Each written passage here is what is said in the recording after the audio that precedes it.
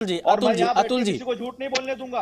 और एक बात सुनिए, हमने जो 5 गारंटियां दी है, हमने नौकरियों की बात की है, हमने बात की इनके करप्शन की। 1.5 लाख करोड़ खा गए, ये अंडे भी खा गए, बच्चों के सॉक्स जूते भी खा गए। ये लोग पीएसआई का पैसा लेते हैं, अतुल जी, चीफ ऑफिसर का पैसा लेते हैं, सब रजिस्ट्रार की अतुल नौकरी जी, में पैसा लेते हैं। ऐसी कोई चीज नहीं जहां इन्होंने जी, पैसे नहीं लिए है। तो अतुल जी, करप्शन देखिए की बात देखिए, हो मैं रही है, आपको डेवलपमेंट की बात हो रही आपसे है। मैं इतनी देर से बात कर रहा हूं, आपको इतना मौका दिया। इस पूरे बहस के दौरान मैं देख रहा हूं विकास के मुद्दे को आपने एक बार उठाया है, जातिगत आरक्षण, ओबीसी आरक्षण, मुस्लिम आरक्षण, इसी मुद्दे के इर्द गिर्द आप घूम रहे हैं और अभी तक आपने ये जवाब नहीं दिया। अतुल जी, आपसे मैं एक जवाब चाहता हूं, उसके बाद एक ब्रेकिंग आ रही है, मैं उस ब्रेकिंग को लूंगा।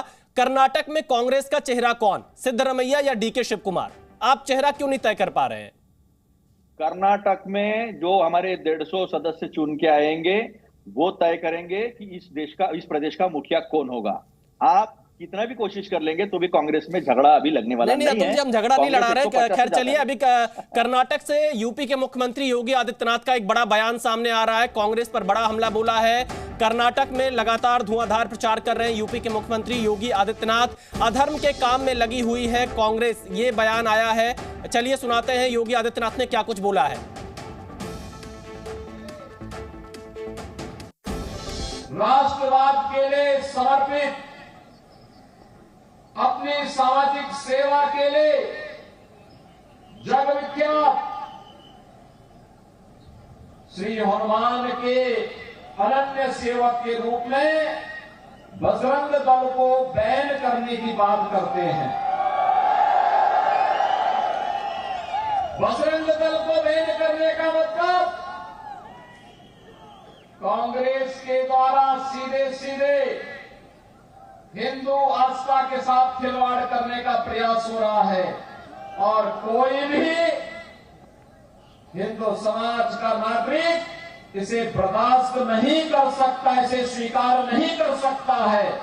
चलिए प्रेम शुक्ला जी, आपने सुना कि हिंदू आस्था को यहां पर आहत करने का प्रयास किया जा रहा है। इस पर मैं आपकी प्रतिक्रिया चाहूंगा। इसके साथ ही एक सवाल आपसे यह है कि क्या कर्नाटक में बीजेपी के पास कोई चेहरा नहीं बचा? प्रधानमंत्री मोदी जी को जाना पड़ रहा है, अमित शाह जी को लगातार कैंप करना पड़ रहा है, योगी जी को कैंप करना पड़ रहा है। मोदी के सहारे ही आप पूरा चुनाव लड़ रहे हैं। पहले योगी पर प्रतिक्रिया, फिर इस सवाल पर आपका जवाब। प्रेम शुक्ला। देखिए, हिंदू आस्था पर कांग्रेस ने बारंबार चोट के इतिहास इनका है। पंडित नेहरू कहते थे हम एक्सीडेंटल हिंदू हैं, और जो है हिंदुओं को आतंकवादी कहने का दुष्कर्म इसी कांग्रेस ने किया। भगवा आतंकवाद टर्मिनोलॉजी सुशील कुमार शिंदे ने सोनिया मायनो के निर्देश पर इस देश में हिंदुओं को आतंकवादी कहने का कुकर्म कांग्रेस ने किया। राम को काल्पनिक कहने का कुकर्म कांग्रेस ने किया। राम मंदिर पर ताला लगाने का कुकर्म कांग्रेस ने किया। शिलान्यास रोकने का कुकर्म कांग्रेस ने किया। कपिल सिब्बल चले गए सुप्रीम कोर्ट की राम मंदिर को जो है उस पर जजमेंट मत दो, चुनाव खत्म हो जाए फिर जजमेंट दो। तो कांग्रेस के तमाम कुकर्म है। राष्ट्रीय स्वयंसेवक संघ को प्रतिबंधित किया, बजरंग दल को 10 दिसंबर 1992 को प्रतिबंधित किया था, लेकिन बाहरी कमीशन ने कांग्रेस के इस कुकर्म पर चाटा मारा, तमाचा मारकर जो है उसको जो है बजरंग दल के प्रतिबंध को हटा लिया था, क्योंकि इनके पास कोई प्रमाण नहीं था। राष्ट्रीय स्वयंसेवक संघ के प्रतिबंध को हटा लिया था क्योंकि कांग्रेस के पास कोई प्रमाण नहीं था। ये तो बाटला हाउस के आतंकवादियों को के मारे जाने पर रोते हैं, जब जो है बलिदानी मोहनचंद शर्मा के लिए आंसू श्रीमती सोनिया गांधी के नहीं टपकते हैं। आंसू किसके लिए टपकते हैं? एक आतंकवादी के लिए टपकते हैं। किसको भगाते हैं? चरारे शरीफ से मस्तगुल के लिए स्पेशल कॉरिडोर खोल देते हैं। याकूब मेमन की कब्र पर जो है प्रेम शुक्ला जी, आप मेरे अगले सवाल का जवाब दीजिए। प्रेम शुक्ला जी, क्या मोदी को ही हर चुनाव में जाना पड़ेगा, लगातार कैंपेन करना पड़ेगा? देखिए, हमारे पास नरेंद्र मोदी जी जैसा इतना लोकप्रिय चेहरा है, जिसके बारे में इस्राएल के प्रधानमंत्री कहते हैं कि आप इस्राएल आके चुनाव लड़ेंगे जीत जाएंगे। ये ऐसा लोकप्रिय प्रधानमंत्री है। राहुल गांधी की तरह तो है नहीं कि जहां जहां राहुल गांधी चले जाएं वहां बंटाढार हो जाता है। तो अब इनके पास जो है, अब इनके पास प्रचार करने के लिए अच्छा प्रचारक नहीं है। राहुल गांधी जैसा बंटाढार वाला व्यक्ति है, तो इसके लिए मोदी जी प्रचार नहीं करें।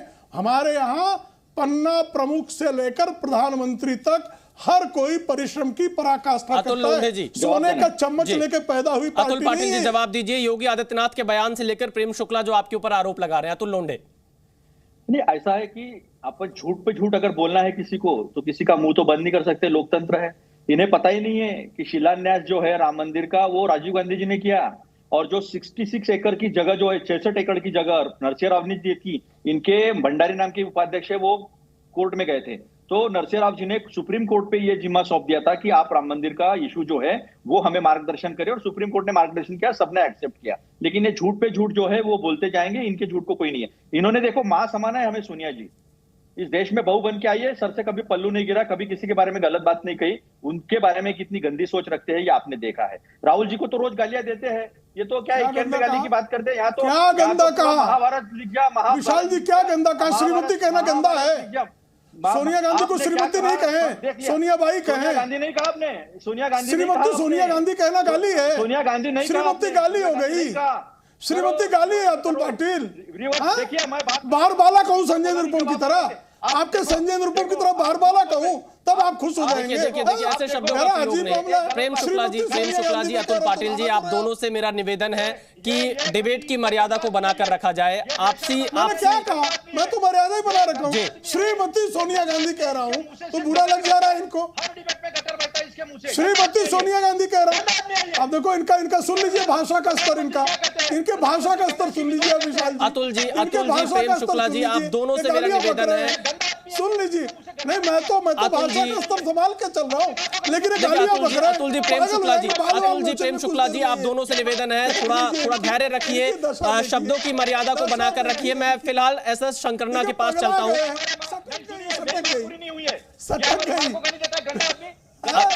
अतुल पाटिल जी और प्रेम शुक्ला जी, मैं आपके पास फिर वापस आऊंगा। मैं फिलहाल एसएस शंकरना के पास चलता हूँ।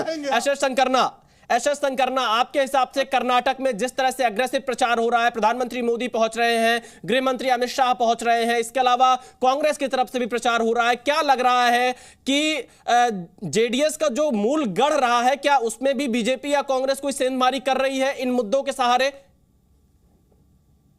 कर्नाटक में एग्रेसिव कैंपेन नहीं हो रहा है। कर्नाटक में दोनों पार्टी की तरफ से दिन में कर्नाटक के लोगों को तारे दिखाने के काम हो रहा है। कर्नाटक में एग्रेसिव पॉलिटिक्स कैंपेन नहीं हो रहा है। कर्नाटक में कर्नाटक के 6.5 करोड़ लोगों को गुमराह करने का कोशिश कर रहे हैं, और इस कैंपेन से लोग भली बहुत जानते हैं कि ये जो दिग्गज लोग हैं और 1-2 दिन में कर्नाटक से चले जाएंगे। अंत तक कर्नाटक के लोगों के साथ अगर कोई रहेंगे तो वो है हमारे जेडीएस के एचडी कुमारस्वामी जी। और एक बात मैं योगी जी का स्टेटमेंट के बारे में बात करना चाहूंगा। योगी जी बोलते हैं कि जेडीएस अधर्म का रास्ते पर जा रहा है। योगी जी, अधर्म का मतलब क्या है?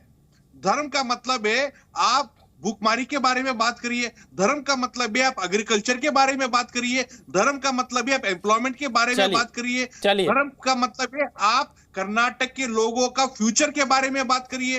वो सब यही तो सवाल है कि जो मूल मुद्दे हैं वो क्यों गायब होते जा रहे हैं। मैं एक बार फिर से डीके दुबे के पास चलता हूं, फिर अतुल पाटिल के पास मैं आऊंगा। डीके दुबे, मेरा फिर से आपसे यही सवाल है कि जिस तरह के मुद्दे आते जा रहे हैं कर्नाटक के चुनाव में, चाहे वो पीएफआई का मुद्दा आए, बजरंग दल का मुद्दा आए, या कांग्रेस की तरफ से जो 40% कमीशन का मुद्दा उठाया जा रहा है, पीएम मोदी ने आज 85% कमीशन का मुद्दा उठाया जो राजीव गांधी जी की तरफ से बयान था।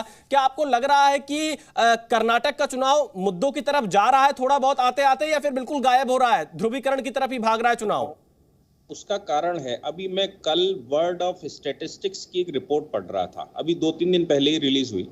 वो रिपोर्ट ये कहती है कि अमेरिका के फाइनेंस मिनिस्टर ने ये कहा है, मतलब फाइनेंस सेक्रेटरी ने ये कहा है कि अगर यूएस ने अपनी सीलिंग ना बढ़ाई कर्ज की तो यूएस रिसेशन में जा रहा है। फिर उसने पूरी स्टैटिस्टिक्स दी है पूरे वर्ल्ड की, और उसमें कहा है कि 65% चांसेस हैं कि यूके रिसेशन में चला जाएगा, किसी का 75%। लेकिन मजे की बात यह है कि उसने भारत के लिए कहा है कि भारत में जो रिफॉर्म हुए हैं, भारत सरकार जिस तरह से इस समय भारत में एंटी करप्शन का चल रहा है, उसके आधार पर भारत 0 रिसेशन पर जाने वाला है। यानी कि सिर्फ संसार में एक कंट्री बचेगा जो रिसेशन से बाहर रहेगा।